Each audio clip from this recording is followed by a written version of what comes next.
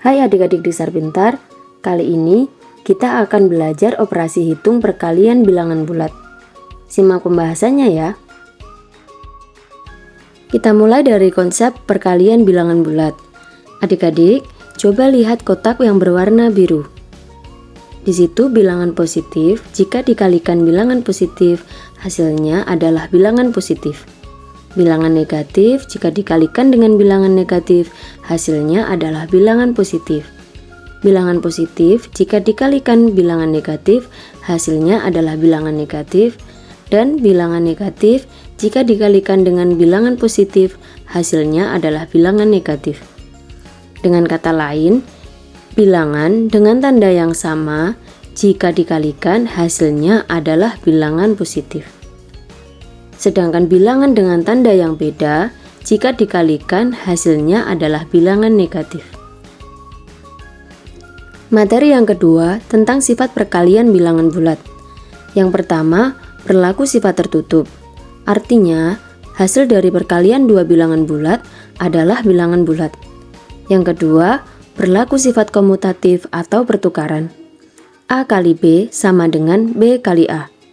Yang ketiga, berlaku sifat asosiatif atau pengelompokan.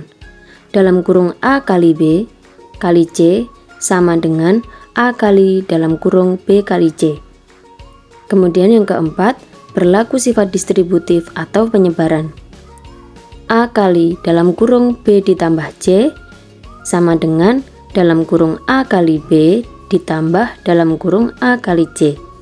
Atau A kali dalam kurung B min C sama dengan dalam kurung A kali B min dalam kurung A kali C. Kita langsung ke contoh soal ya. Soal yang pertama, 9 kali 3 sama dengan titik-titik. Sama-sama bilangan positif, jika dikalikan hasilnya adalah bilangan positif. Jadi, 9 kali 3 sama dengan 27. Soal nomor 2, min 7 kali min 6 sama dengan titik-titik. Sama-sama bilangan negatif, jika dikalikan hasilnya adalah bilangan positif. Jadi, min 7 kali min 6 sama dengan 42. Soal yang ketiga, 4 kali min 9 sama dengan titik-titik. Dua bilangan yang beda tandanya, jika dikalikan hasilnya adalah bilangan negatif. Jadi, 4 kali min 9 adalah min 36. Soal yang keempat, min 7 kali 4 sama dengan titik-titik. Dua bilangan yang beda tandanya, jika dikalikan hasilnya adalah bilangan negatif. Jadi, min 7 kali 4 sama dengan min 28. Soal nomor 5, min 2 kali 3 sama dengan n kali min 2. Sesuai sifat komutatif atau pertukaran dalam perkalian bilangan bulat, bahwa A kali B sama dengan B kali A, maka n sama dengan 3.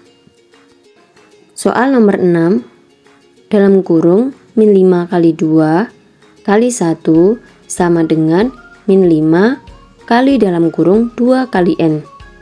Sesuai sifat asosiatif atau pengelompokan dalam perkalian bilangan bulat, bahwa dalam kurung A kali B kali C sama dengan A kali dalam kurung B kali C, maka n sama dengan 1. Soal nomor 7, 9 kali dalam kurung 2 min 1 sama dengan dalam kurung n kali 2 dikurangi dalam kurung n kali 1.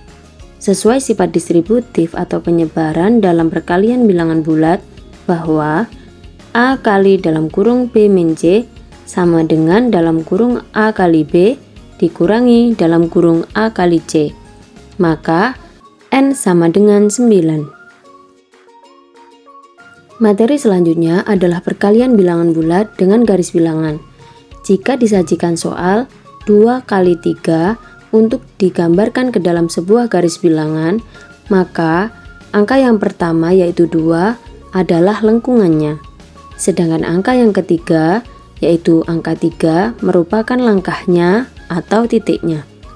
Jadi, berhubung 3 adalah bilangan positif, maka arahnya adalah ke kanan. Jadi, digambarkan 3 titik ke kanan atau 3 langkah ke kanan dikalikan 2 kali.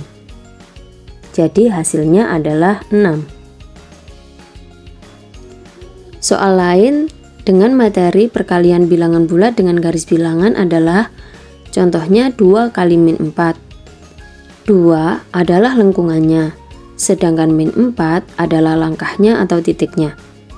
Berhubung min 4 adalah sebuah angka negatif, arahnya adalah ke arah kiri. Jadi, 4 langkah ke kiri dikalikan 2 kali. Jadi hasilnya adalah min 8. Nah adik-adik, sekian dulu materi kita tentang operasi hitung perkalian bilangan bulat. Sampai jumpa di pembelajaran berikutnya ya adik-adik Diksar Pintar. Salam sukses dan selamat belajar.